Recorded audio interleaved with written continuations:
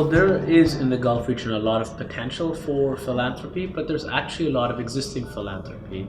Much of it is happening in informal structures and behind the scenes. While it's still important to encourage people to give in the way they see best for their own situation, there's a lot of potential for that giving to be more strategic, to be institutionalized, and over time create a longer term impact. And a lot of families want to do that. They're looking for avenues to do that, but they're not finding them. And so the legal infrastructure and environment is really critical to assisting in that process and ultimately helping with the institutionalization of philanthropy.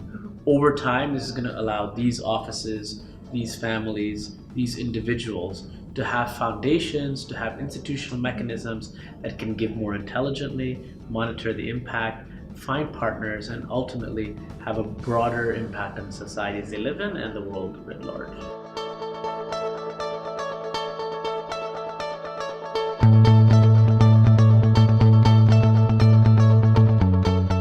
Ultimately, the accountability of not just the people giving, but the people receiving funds, especially the intermediaries or organizations undertaking activities, nonprofits, it's important for them to have accountability, for them to be monitoring what they're doing and reporting that, whether to the donors or to the public on a wider basis. That can be informed by the regulatory environment or by philanthropists.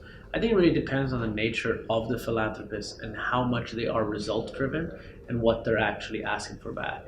In fact, if you have philanthropists who are asking for many reports but not necessarily that are helpful to those organizations, it can create an undue burden on the nonprofits and have the reverse effect. So it really depends the type of culture of philanthropy you're creating.